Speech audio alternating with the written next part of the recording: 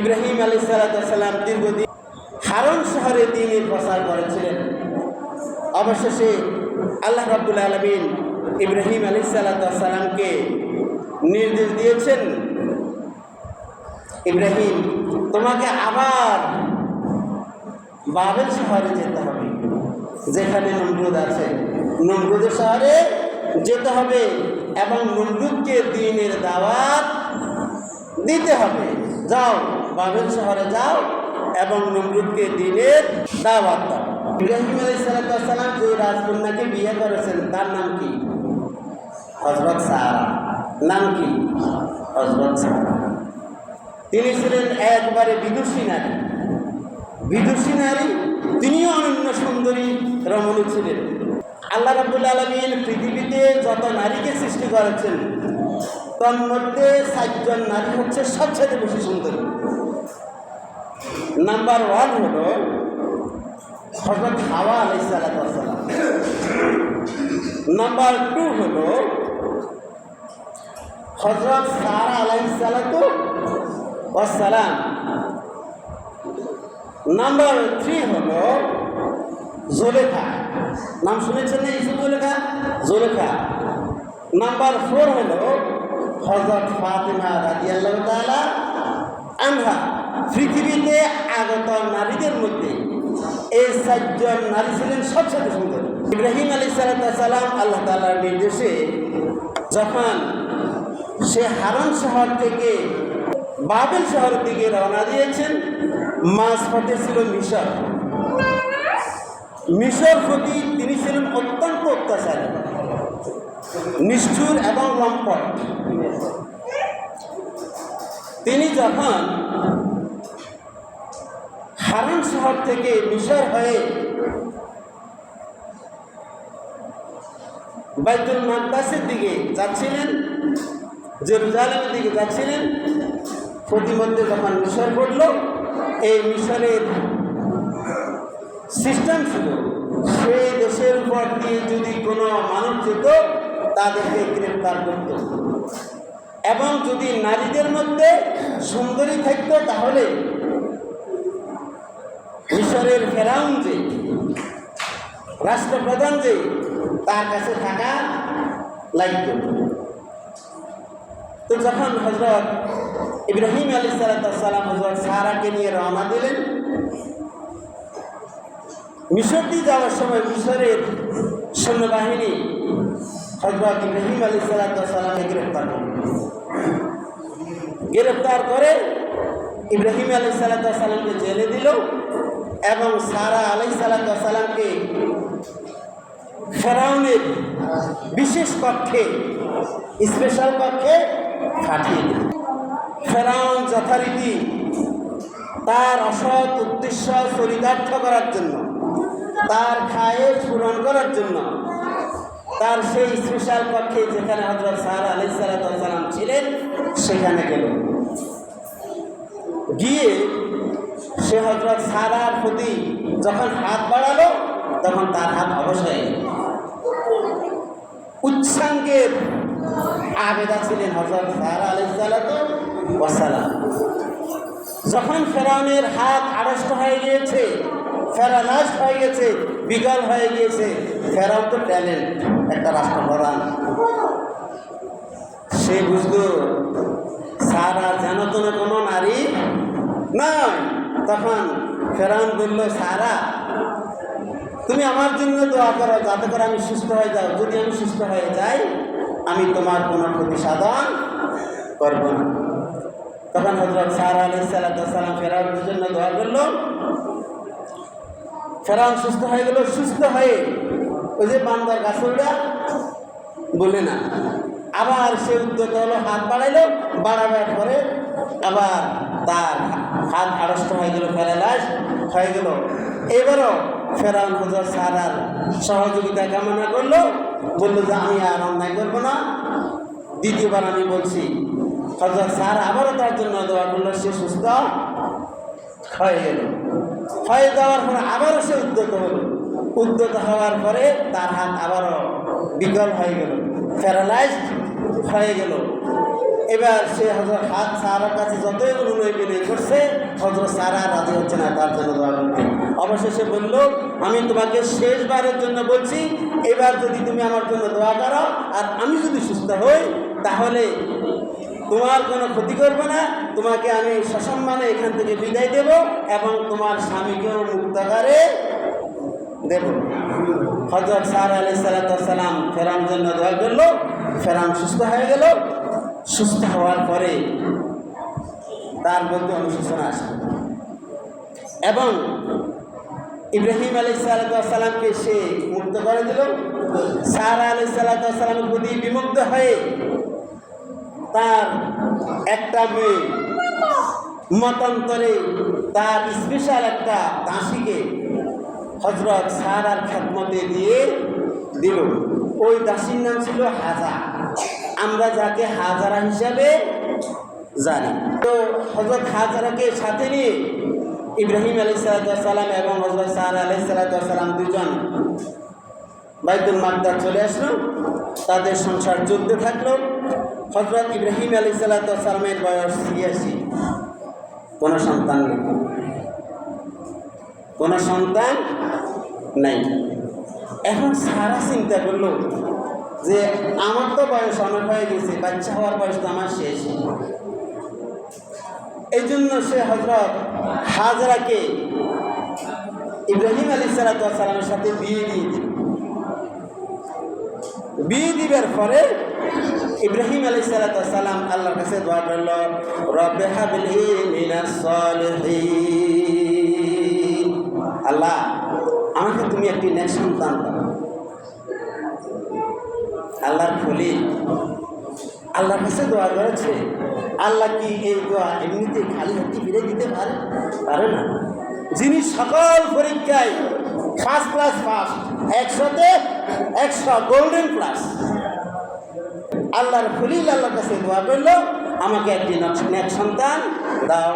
ফাবাশশারনাহু বিগুলামিন হালিম, আল্লাহ বললেন আমি আমার খলিলকে ফরম সহিষ্ণু ধৈর্যের পরাকাষ্ঠা একটি সন্তান উপহার দিয়েছি।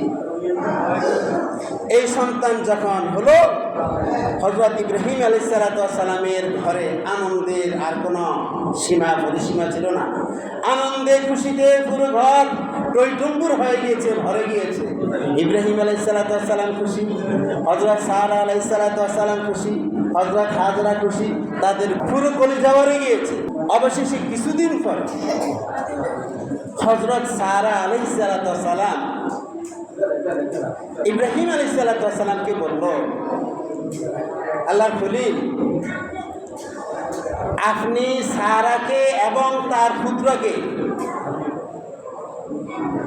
জনমানবহীন বালিকাময় প্রান্তরে রেখে আসেন। এই কথা যখন হযরত সারার মুখে হযরত ইব্রাহিম আলাইহিস সালাম শুনলেন, ইব্রাহিম আলাইহিস সালাম বললেন, সারা তুমি বলো কি? যেই সন্তান হওয়ার পরে সবচেয়ে বেশি তুমি খুশি হয়েছে, তুমি বলছো সেই সন্তান এবং তার মাকে জনমানবহীন, যেখানে ফল মূল ফসল কিচ্ছু হয় না, এরকম একটা বালিকাময় প্রান্তরে রেখে আসছে, এটা কি করে হয়? আল্লাহ রাব্বুল আলামিন হযরত ইব্রাহিম আলাইহিস সালামকে বললেন, ইব্রাহিম সারা যা বলেছে তুমি তা করো, এগুলো আল্লাহ লীলা, আল্লাহর খেলা। হযরত ইব্রাহিম আলাইহিস সালাম ইসমাইল আলাইহিস সালাম এবং হযরত হাজরাকে বাইতুল্লাহর পাশে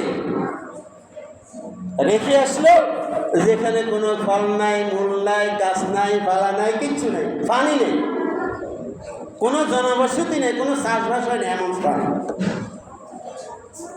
ওখানে রেখে চলে আসছেন। হাজরা বলছেন, আল্লাহর খলিল আমাদেরকে জনমানবহীন চাষবাসহীন এমন স্থানে তুমি কেন রেখে যাচ্ছ? ইব্রাহিম আলাইহিস সালামের মুখে কোনো কথা নেই। একবার জিজ্ঞেস করলেন উত্তর নাই, দুইবার জিজ্ঞেস করলেন উত্তর নাই, তৃতীয়বার জিজ্ঞেস করলেন কোনো উত্তর নাই, চোখ দিয়ে কিন্তু পানি পড়ে। হযরত হাজরা ইব্রাহিম আলাইহিস সালামকে বললেন, আল্লাহর খলিল আপনি কি আমাদেরকে আল্লাহর নির্দেশে রেখে যাচ্ছেন? ইব্রাহিম আলাইহিস সালাম বললেন হ্যাঁ। তখন হযরত হাজরা বললেন, আপনি চিন্তা করবেন না, টেনশন করবেন না, কাঁদবেন না, যেহেতু আল্লাহর নির্দেশেই, আল্লাহর হুকুমেই আপনি আমাদেরকে রেখে যাচ্ছেন, সেহেতু আল্লাহ কোনো না কোনো ব্যবস্থা আমাদের জন্য করে দিবেন, কোনো না কোনো পথ আমাদের জন্য বের করে দিবেন। ইব্রাহিম আলাইহিস সালাম কিছু দূর গিয়ে দোয়া করলেন, রব্বানা ইন্নী আসকানতু মিন যুররিয়াতি, হে আমাদের প্রতিপালক, আমি আমার পরিবারের কিছু সদস্যকে রেখে যাচ্ছি বেওয়াদিন গায়রি যী যারইন ইনদা বাইতিকাল মুহাররাম, তোমার পবিত্র ঘরের পাশে, যেখানে কোনো চাষবাস হয় না, কোনো ফলমূল কিছুই নেই। রব্বানা লিয়ুকিমুস সালাহ, কেন রেখে যাচ্ছি? তাদেরকে এই জন্য রেখে যাচ্ছি যাতে করে তারা এখানে নামাজ প্রতিষ্ঠা করতে পারে।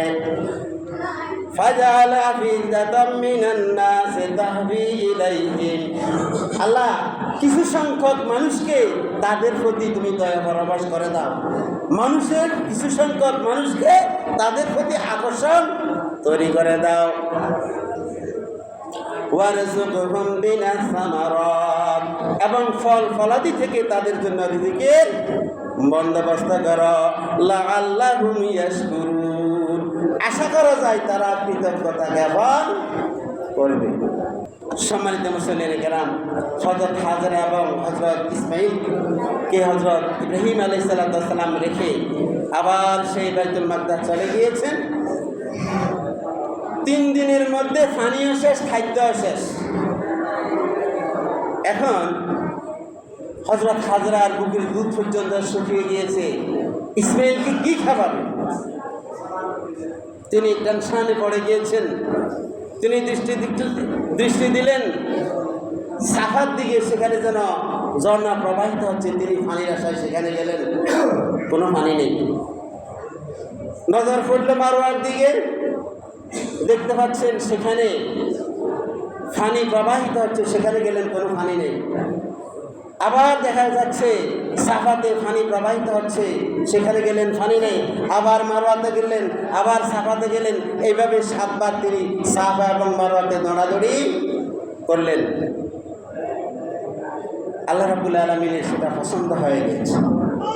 আল্লাহর খলিলের স্ত্রী, আল্লাহর প্রিয় একজন বান্দি এভাবে দৌড়াদৌড়ি করেছেন, আল্লাহর কাছে এটা খুব পছন্দ হয়েছে।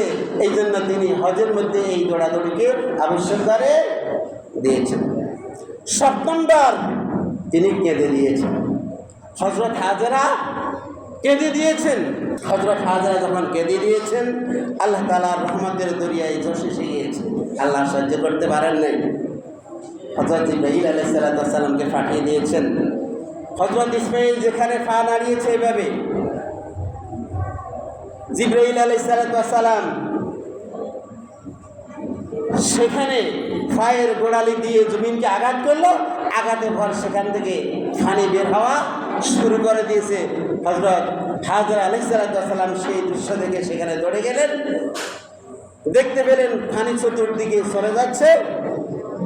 হযরত হাজরা আলাইহিস সালাম পানি তো তোকে এদিক থেকে টানে, ওদিক থেকে টানে। এরপরে বললেন যে জম জম, মানে থাম থাম, যাচ্ছে তোরা আমার দরকার, এই তোর জন্য তো, এই পানির জন্য তো আমি কত দৌড়াদৌড়ি করছি, কত হাহাকার অবস্থায় আছে।